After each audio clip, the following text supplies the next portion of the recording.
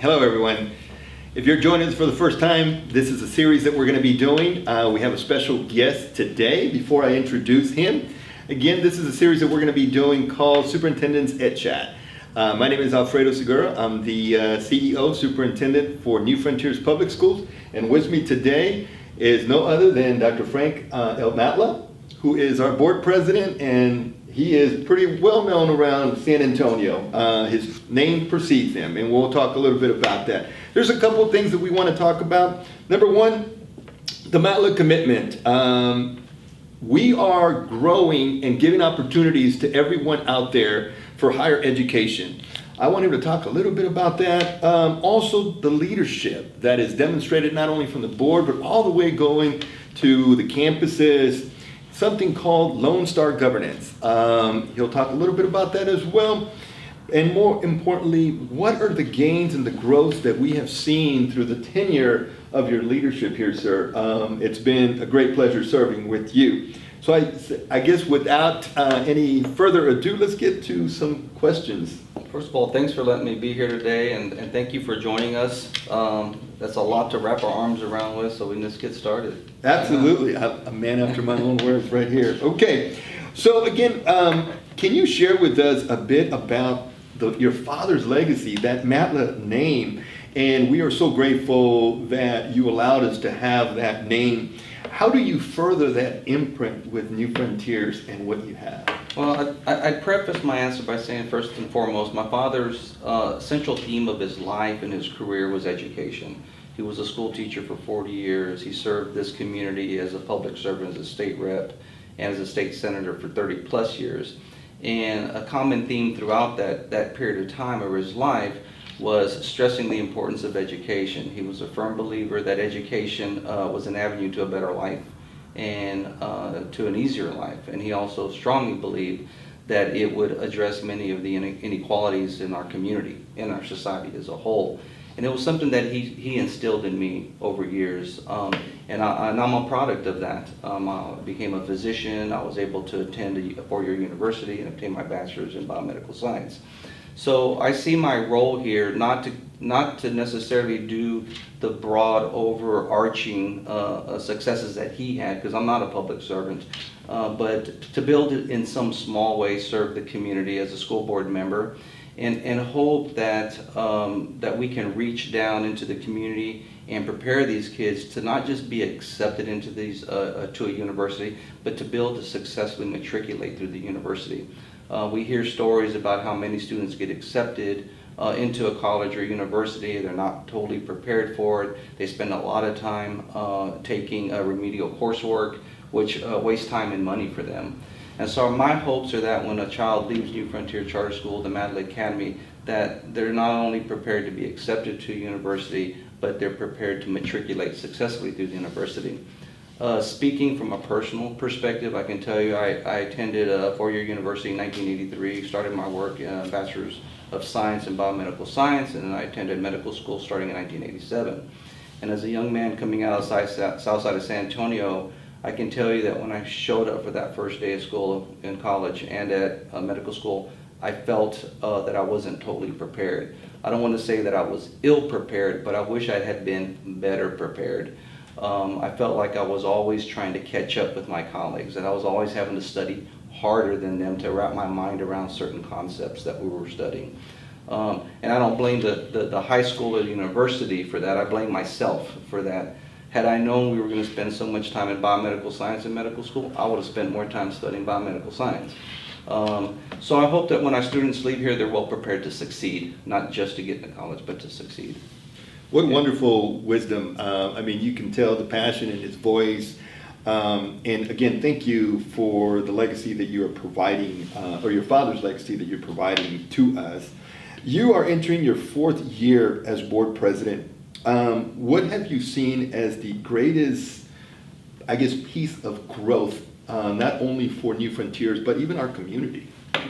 The thing that I can tell you that stands out the most for this year is just the growth in our scores, our reading scores, our math scores, and of course our STAR testing scores. We saw early on when I first came onto the board that we had students that were lacking in reading. And I've always said, speaking with you, that if our students can't read the question, they're not about to get the answer. And so over the last 4 years that I've served, we've put in a lot of effort and resources into trying to get those scores up, whether it be financial resources, additional teachers in the classroom, hiring a new principal, and we're starting to see the fruits of our labor. And Lonestar Governance, of course, feeds into that, and that we're going to get into here. I remember that we said that we wanted to talk a little bit. Tell me a little bit in your own words, what does that mean, Lonestar Governance? Well, Lonestar Governance, for those who don't know, is a TEA program or process that basically sets the goal of focusing the school boards, focuses the school boards to concentrate on student outcomes. If you get 5 people on a board and each board member has 3 or 4 agendas, well, now you're up to 10 or 15 different ideas and agendas. And so what the LSG Lonestar Governance has done is it allowed us as a board to become focused on student outcomes, to better understand the testing that occurs, not just the STAR testing, but the interim testing, so that we can gauge and monitor our progress, our regress, if students are going in the wrong direction.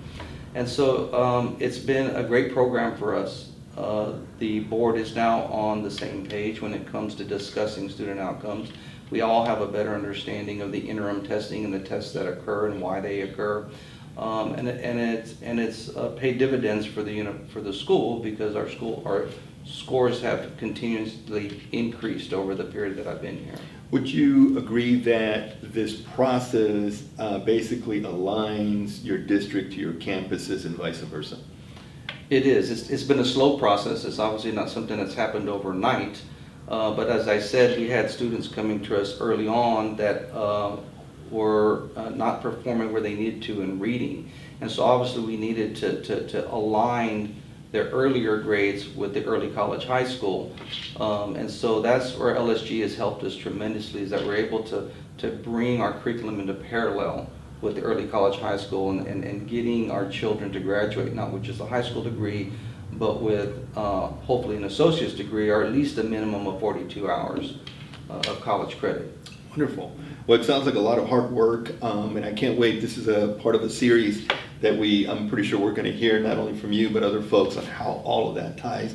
And I would assume that you have a good communication with the rest of your boards and your superintendent, right? Well, part of the Lonestar Governance is doing just that, is bringing the board and the superintendent together to work towards student outcomes. But yes. Wonderful. I know we're getting to a point where we need to finish up a couple of things, but can you share what have you personally gained from your service of this community? And I'll go back to something you said. You said, I'm not a public servant.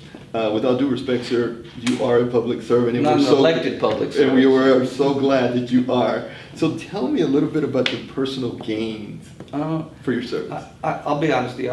I don't do this for any personal gain per se. One of the things that my father always had on his desk was a saying, and it was something that he had on his desk back in the 1960s, and it's something I found on his desk in 2006 when he passed away.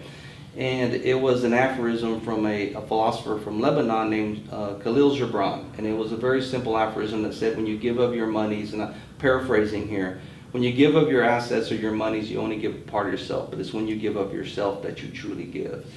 And one of the things that made me most proud of my father's efforts in this community in helping folks is that in the 50 plus years of my life, it's having the people come to me and telling me the stories about how he helped them. Whether it's a student or somebody within the public service arena.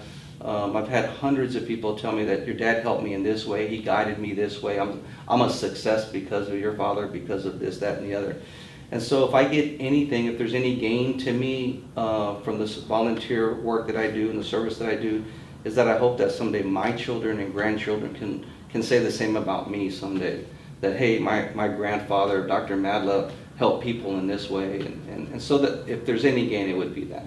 Wonderful, wonderful. Well, I know that you look forward to, like you said, your children, maybe others within the community to hear those words for you. Dr. Madla, I can tell you that you don't have to wait. Not, at least not, you can wait for your children, but I'm going to tell you right now on behalf of New Frontiers and this community that you've been serving for approximately 4 years, we are a better and a changed district because of your leadership. And I want to thank you for that opportunity and just thank you for being here with us today.